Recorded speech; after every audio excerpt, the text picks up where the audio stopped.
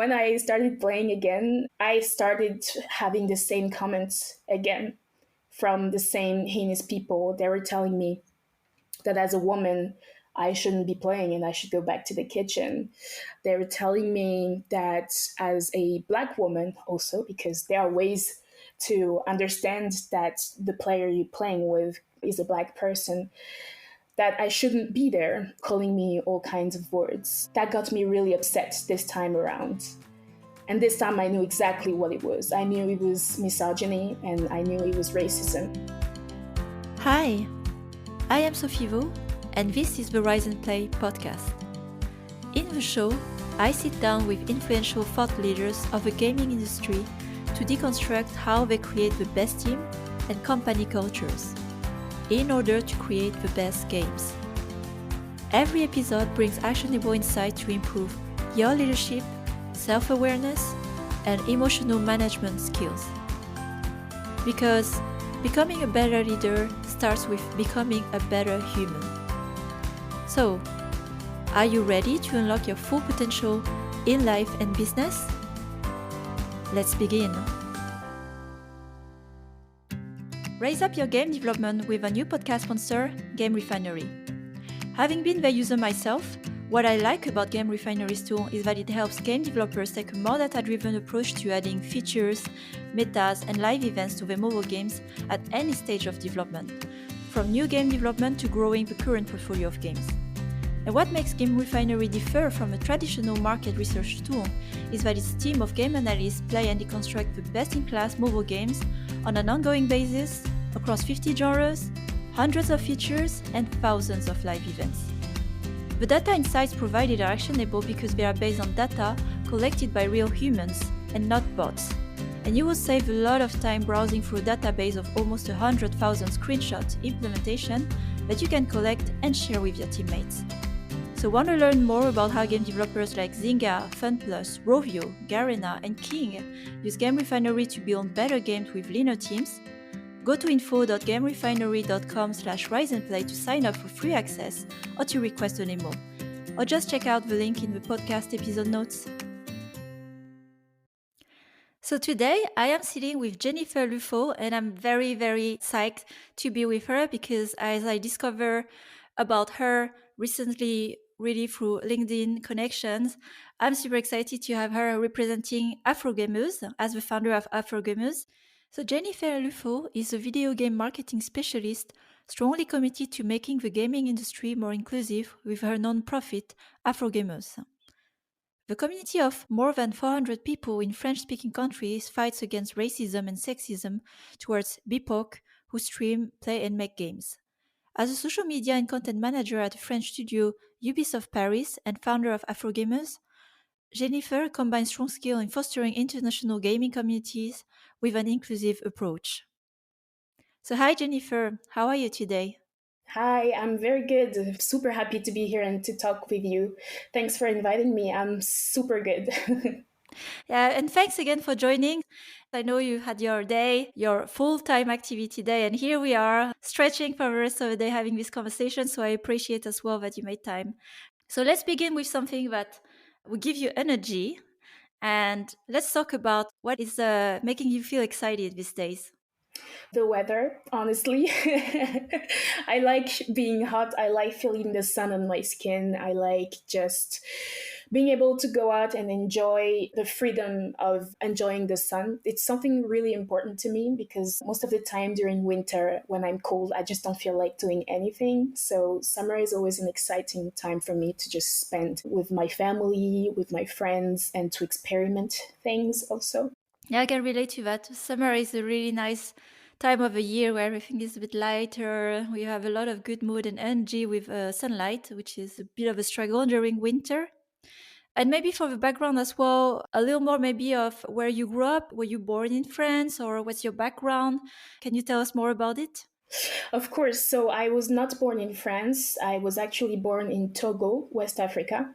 I grew up until I was about 7 years old in Benin. So after I was born in Togo, my family and I went straight to Benin, which are close countries. They're basically the same culture.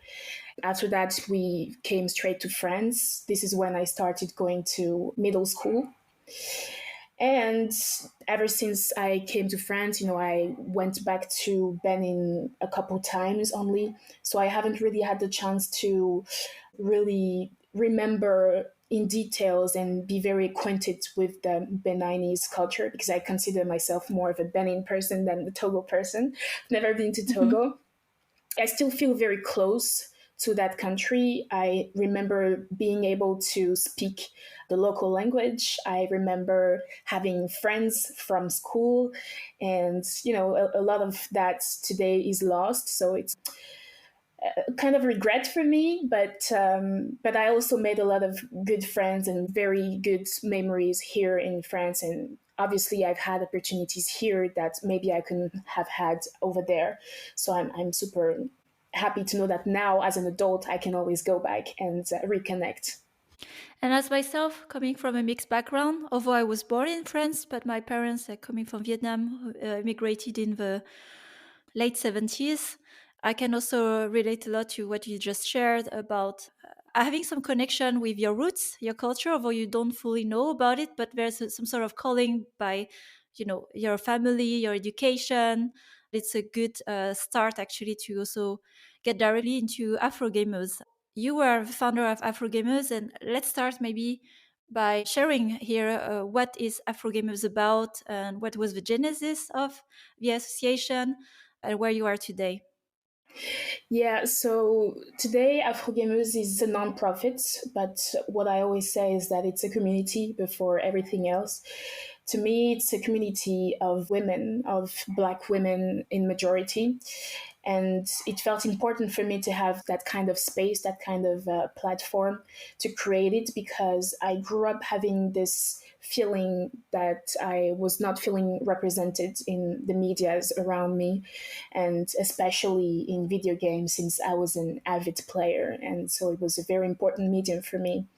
And the Mm. reason why I created it was because of my own experience while playing video games. I always said that it brought in a lot of positive things in my life. I met amazing people while playing games. I improved my English. I improved some skills also, which I didn't know back then. Now I see that they were actually useful.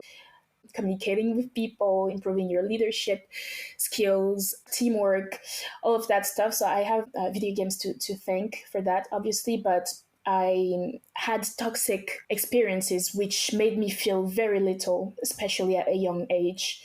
Playing multiplayer online games gave me this sense of maybe not belonging, and that came from other people. So I got really hurt from heinous comments, and I kind of hid that within me. I didn't talk about it to anybody when I was a Mm. teenager. I knew it was there, but I couldn't really put words on it. I didn't know why it was bothering me so much. And, most of the time people would just tell you they're just kids, they're just whatever. But they weren't saying that to other people who were playing the games with me. So I understood that they were saying all of this negative stuff because they felt I was different and that I shouldn't belong where I was playing games with them. Mm. I took a break with video games, actually. I haven't played for a couple of years. Then I started working, and at some point, I had a very bad experience. I was not exactly fired, but they asked me to change teams.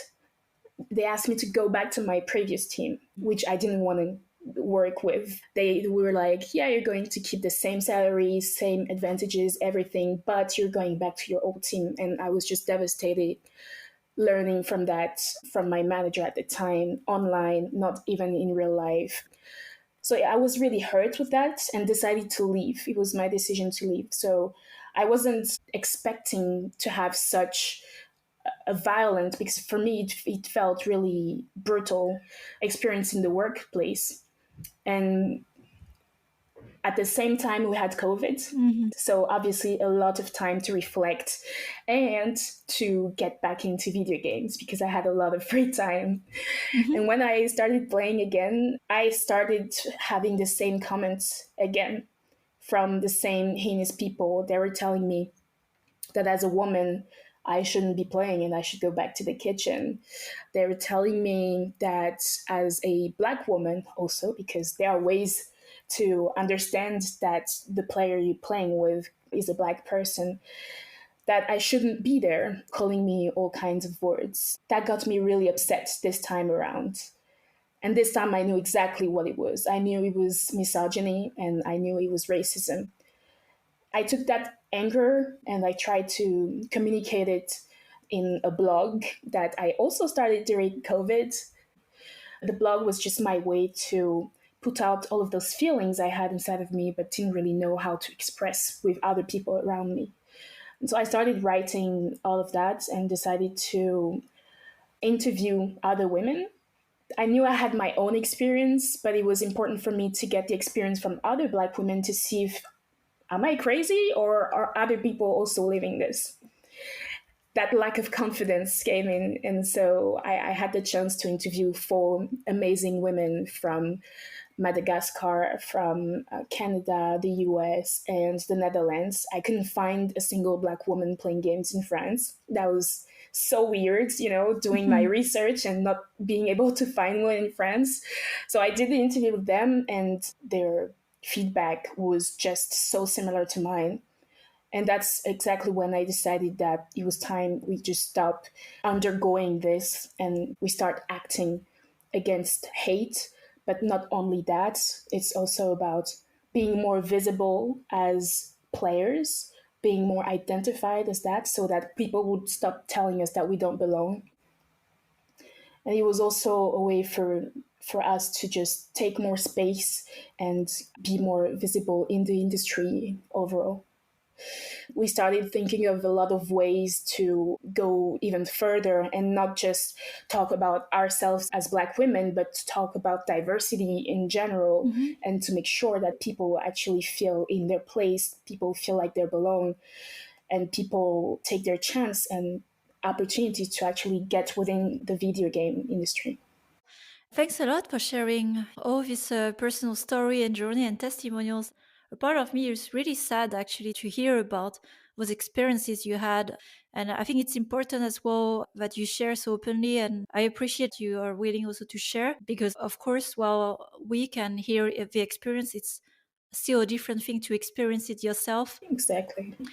I would like to get back more on the time when you were a kid and the games actually that really inspired you, that you really like to play. But you mentioned also the ones that you didn't see representation. Could you give me examples of the games you loved but you couldn't see yourself in? Yeah. So the first game that I remember playing, like the first real game, I would say, would be Prince of Persia, the one from 1989, which I played in a, I guess, what's it called in English? A cyber coffee place. Oh, Yeah. And that actually happened in Benin when I was still a child. I just left school and found this place with an open door. I just got in with my friends from school and we saw that place and we got so curious, and then we started playing out the game and it felt amazing. So it was my very first time actually seeing such an advanced game, so to say, and to actually encounter real gameplay. It was playing with the keyboard and everything, but still I felt like it was amazing just being able to use space and direction controls to control a character, control what it was going to do, and to understand that there was also a story behind all of that. I was blown away. And then I also played a lot with my cousins, just much simpler games, Tarzan, things like that. A lot of Luxor. I don't know if you know of that. Those are also games with you play with balls. You need to align balls. A lot of mini games, I would say. And it was really when I became a teenager that I started playing online multiplayer games, and the representation wasn't there. It was super rare that I would see a character that would look like me, to see a woman, not sexualized, Black. And when I say Black, I don't just mean with the color of their skin, because that would be too easy. Anybody can be Black today. So what I expected was not just to see somebody with dark skin, but I wanted to see more of the universe of Black person. I just felt like we in video games have the ability to create such imaginary and wonderful worlds, and I couldn't understand why I couldn't see a single character that would look like me when it's reality. It was like pretending that I don't exist as a person in that kind of universe. In games like League of Legends, which I played a lot when the game started back in 2008, there wasn't a single Black female character until 2018. And so when that character actually arrived, I was shook because it used to be my favorite game. The character's name is Senna. And she's this beautiful dark skinned girl, but not just dark, she also would wear braids, which is what I would wear every day in my life when I was a teenager. She had great abilities. She wasn't just some uninteresting character. No, she was overall amazing, and she wasn't portrayed as this aggressive Black woman either. And so I could relate a lot to everything around Senna, because for the first time I was like, oh, perhaps I can actually cosplay this character. If I wanted to get into that, maybe I could just go and pick her. And I know that sometimes people ask things like, yeah, but why you can identify with just any type of character? And I answered, of course, I can identify to any type of character out there. This is what I do most of the time, actually, because I don't mind playing all types of characters. But it's really the lack, right? The absence that makes you feel like you are not worth it, right? Or that maybe you just don't belong there. I'm fine with playing white guys or a certain age who would be manly and who would be violent and everything. I'm fine with that. But from time to time, I feel it's necessary to also see representation of our society within the video games. So a follow-up question as well. Of course, when we are referring back to the games you played, it was, I don't know, 20, 15 years ago. Fast forward to today, and also from the conversation you have in Afro Gamers, a great community with many testimonials, what to you could explain that we're still not there and we still miss representation? There are several causes to that. The first one would be the teams. I feel like the majority of people who work in the industry are men, and there would be white men also of a certain age.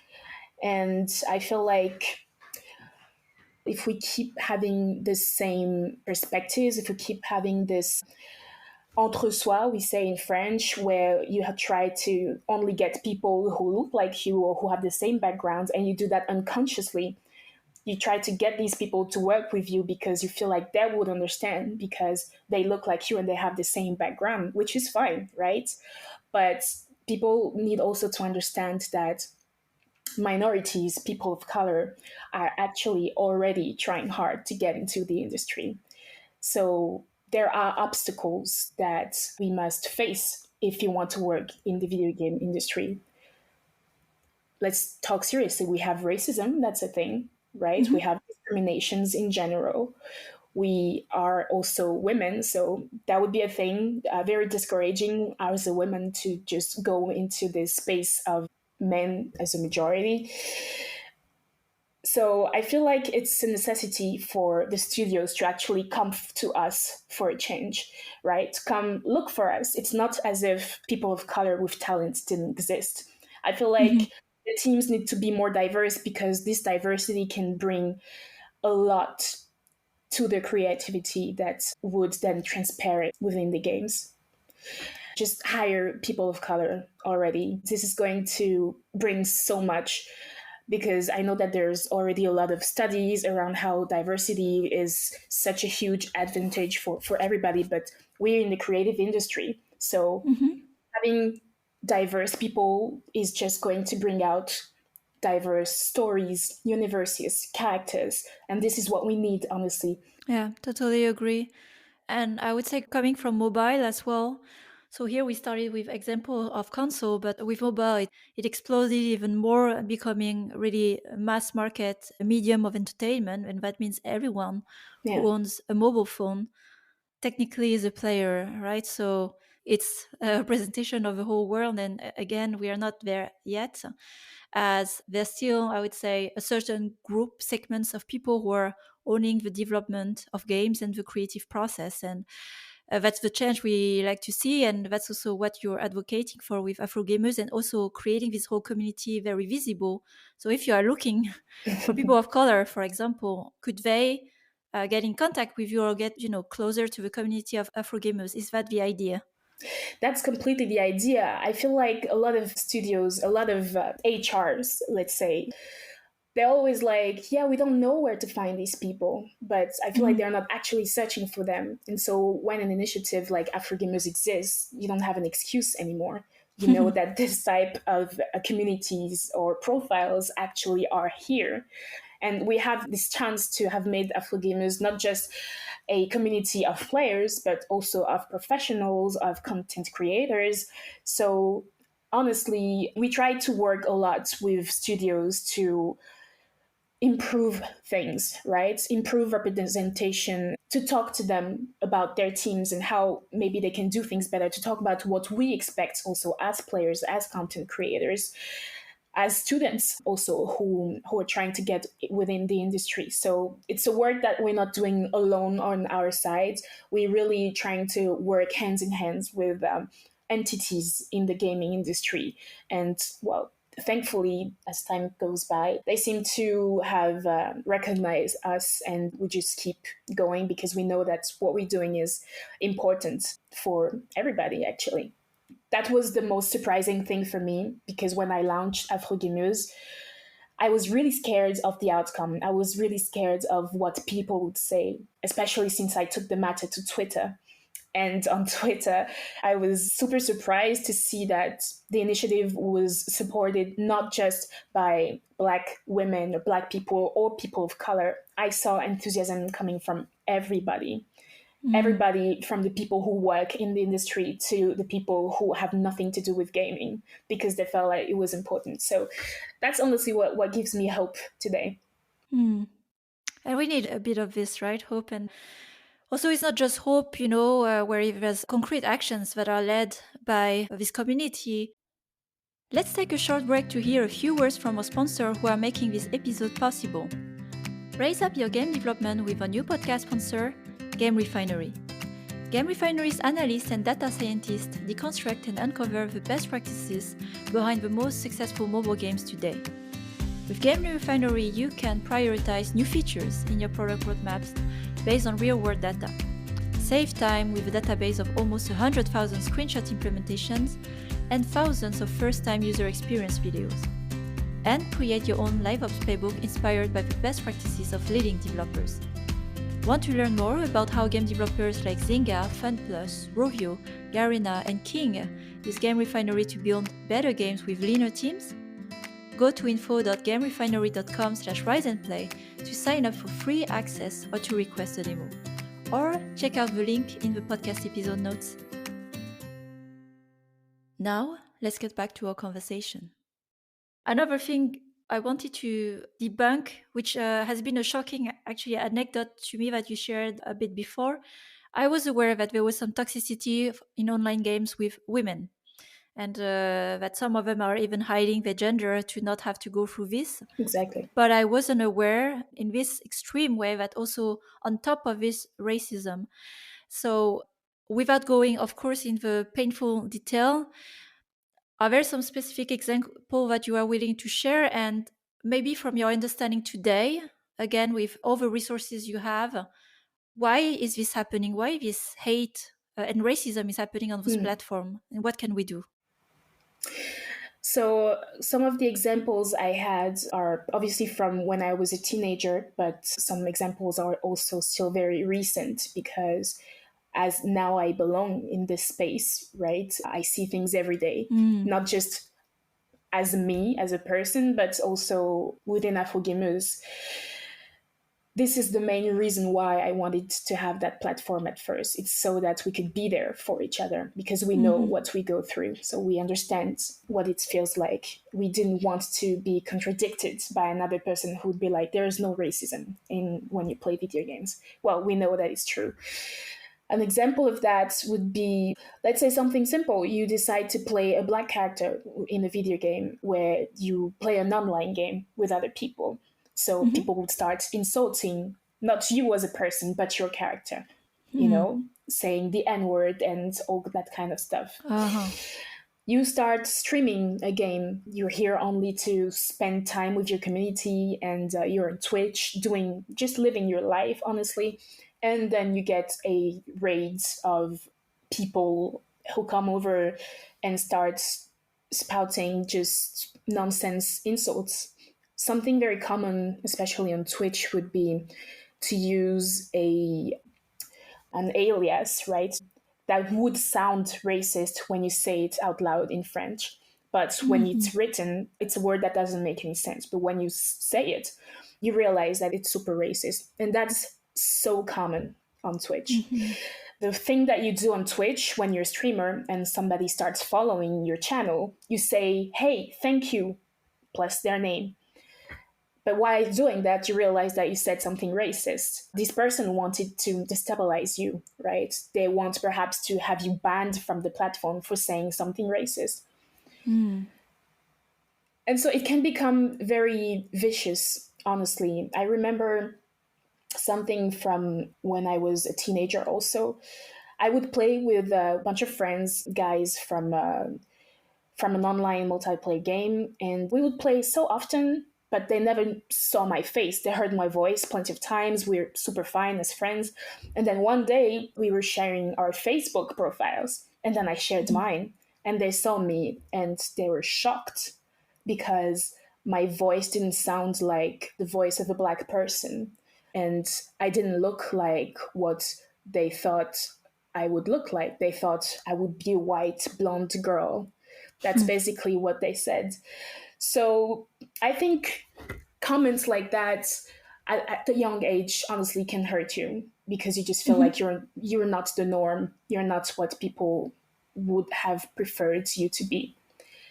And I think all of that happens obviously because we have this way of being anonymous on the internet and online. And so people just feel like they can be and do whatever the hell they want. They feel like there is no punishment. So they just go crazy, right? Saying all kind of stuff. And they are not necessarily aware that some things are actually illegal to say and that they could be punished. And this is one of the reasons why with Afro Gamers, we try a lot to tell people to actually report them and have them banned. Make sure that the issue is identified. Don't just take it all in within yourself.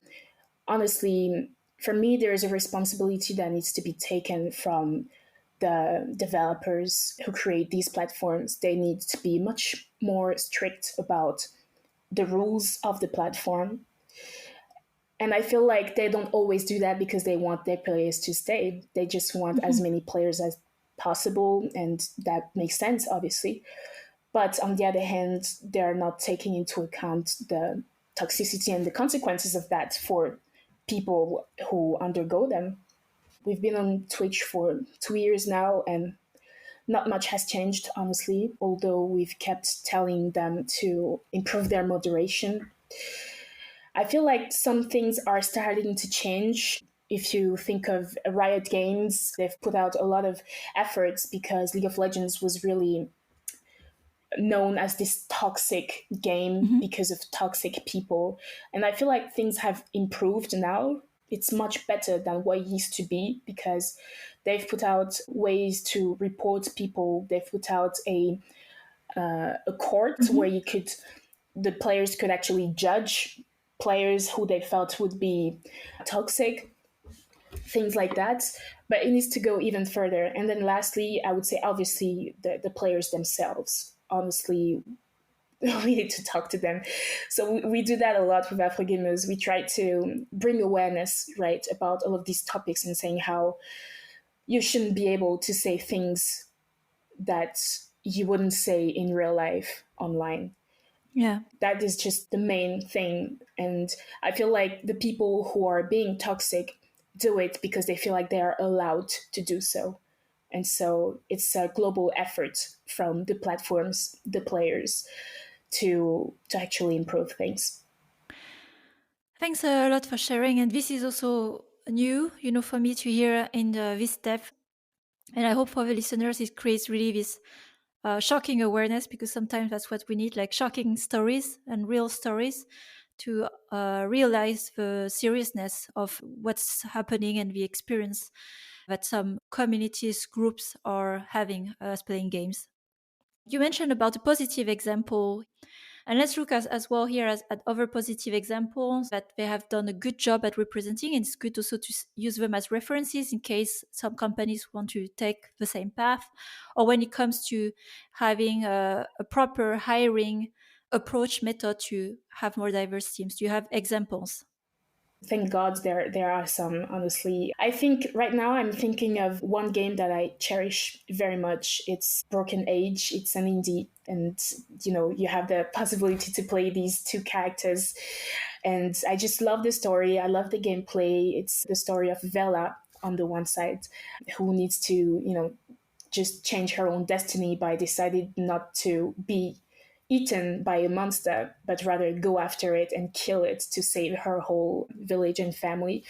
And I feel like it's a powerful story. It was one of these rare stories and games where I felt like all I had to do was enjoy. All I had to do was sit down, go through the adventure, and just enjoy everything about it. And so I really love that example. Another good example would be Aveline de Grandpré from Assassin's Creed Liberation. This one is a character that reoccurs a lot when I talk to the communities of Afro gamers about which character they feel they could identify to, or they feel is a positive representation of Black female players. And I have to agree with that, because it's not just about the character being a woman or Black woman. It's also about the setting of the story, right? Where she's mixed already. She's mixed race, right? From a white father who is a slave master, so to say, and her mother who is a slave in the story. And so for me, it was one of the first times actually seeing the grasp of slavery being handled in video games.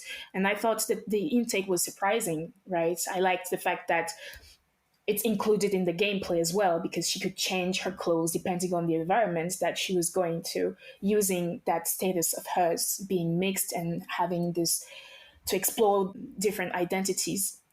I thought this was also a really good example, and it comes back with the creativity that we were talking about earlier. There's actually a lot of characters that I enjoy when it comes to representation. I can talk about Billy from Dishonored.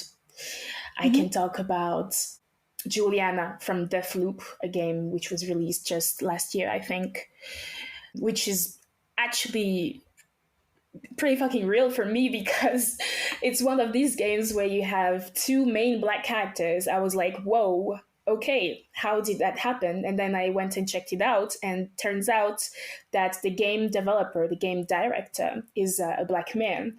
So I was like, oh, well, okay, I understand that better. This is perhaps how we can change things, giving people a way to actually put their foot in and say their piece. I don't exactly have an example of a company or studio which is doing so good at hiring diverse people. I feel like we're still in the very early steps of that. I feel like diversity isn't something we've been really taking seriously for the longest years. It's starting to happen thanks to structures, entities, associations, nonprofits such as Afrogamers who are doing the work, but we also have these structures that are now talking about accessibility, structures that are trying to have more seniors be hired, also have women be hired in the industry. And so for me, the results of all of that work we're doing, perhaps we're going to see them in 10, 15, 20 years. For me, it's still too early to actually get there. And this also comes from my own experience with Afro gamers and within the industry. I feel like we are not taken seriously enough yet to actually make this big, enormous impact.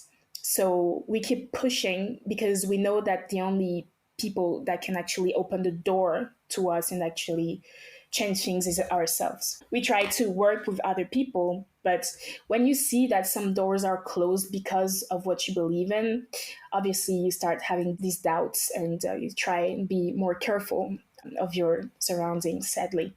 But I'm an optimist person, honestly. Otherwise, I wouldn't be here. I wouldn't be doing anything. I would just pity myself in everything that I go through.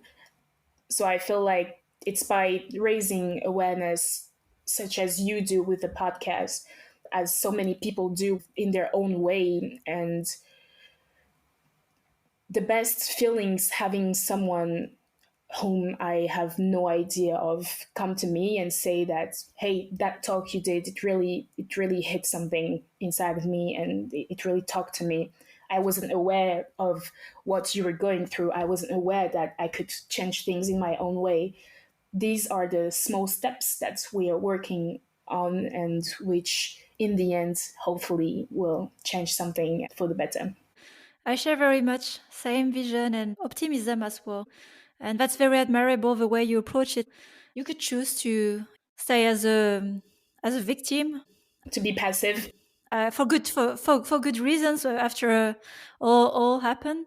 But I think it's amazing what you created with Afro Gamers, and I'm looking forward to seeing how this will also inspire and influence other even communities to emerge and do more of this, because it's a network. We are complementing each other around the same topic to just have more representation in the workplace, but also in the medium, in the games, of how the world is made. And I wanted to finish more focusing on what you're doing today. I think here also you mentioned about having a foot in positions where, for example, the example of this game director who could actually have an influence in the games. Can you tell us more about your current role at Ubisoft and maybe some dreams where you would like to be a few years from now, and maybe in a position where you can even serve better your mission in games? Yeah, so right now I'm working at Ubisoft Paris studio. It's the studio that creates games such as Just Dance, the Ghost Recon franchise, Beyond Good and Evil, stuff like that. And I work as a social media and content manager. So basically, my work is to handle the studio's social content and to just post all kind of things when I have free Hmm. time. It's super fun work, honestly. It was important for me to also get a foot in the industry because before I for gamers, I wasn't working in the video game industry. I've wanted Hmm. to when I was younger, never had the opportunity, never really pursued it after becoming an adult, right? So I feel like one of the reasons I got in was also because of my values and what I represent with Afro Gamers. Just that step of wanting to hire someone like me, I feel is a positive mindset for a studio, especially knowing that things haven't always been all pink in the Hmm. past few years. And so it was important for me to go and see if everything I've heard in the past about these studios and how they do things and about toxicity, is it real or is it not? And I can't really answer that question now because I feel like it really depends on your environment, where you work, the people you work with, the projects you Hmm. work on. Thankfully, right now, today at Ubisoft, I'm feeling pretty good with where I am, and the work I do is interesting. But I feel like in the future, I would want to just fly on my own at some point and Hmm. start something on my own it just goes better with my personality. I'm a doer and I like to do things that I really believe in. I am super passionate when I start working on a project that really is important to me. And I feel like I want to do that. And I want to help studios. I want to help people of color. I want to align all of those things I know how to do. I want to align the communities I have created with the work that I do and try to, why not help them highlight their work on socials, just give them more visibility, just enhance and elevate and put the spotlight on them because we don't see enough game devs of color. If I can make that happen, I definitely will. I love the answer and the boldness and the spark you have answering this question. And I know that you will do it sooner than later. And I would want to be on the path when you do it because I would be happy to help. But thanks a lot for sharing your vision and your, it's not even dreams, I would say, but really very concrete goals. And you are right to think of it like really how to leverage the network you've created, the community, and the connections you have to help even more at a bigger scale, right? And you are in this position, and that's also the trajectory when I look at what you've created with Afro Gamers, where you're heading to. And those 10, 15 years, I can say we will be part of it. And maybe, I hope it will be less of a topic in a 10-year podcast recording we do again. Thanks a lot, Jennifer, for the talk today. We're reaching the end. And I'm so grateful for not only your aspirations that you shared, but also very personal anecdotes. And it will definitely give a lot of awareness for our listeners. Thank you so much for having me. And it's super interesting to talk about all of this because even for me, I get to reflect about all of that. So thanks for the opportunity. Thank you for this platform. What you're doing is important as well. And I know that we're doing crazy important things and I'm super proud of us for doing that. Yeah, great sisterhood. Well, take care, Jennifer. Goodbye. Thanks for listening to this latest episode of the Rise and Play podcast. I am trying to grow a community of conscious leaders across the industry and beyond. So, if you want to join this movement, please share the podcast with other conscious leaders because we have so much more we can learn from each other. Also, please don't forget to follow the show so you don't miss out on future content. Every episode is packed with actionable insights that will help you improve your leadership skills now. And if you are interested in learning more on the topics that we discussed today, you can find more insights on riseandplay.io, and there you will also find my free masterclass on conscious leadership. So, have a great week, and until the next time,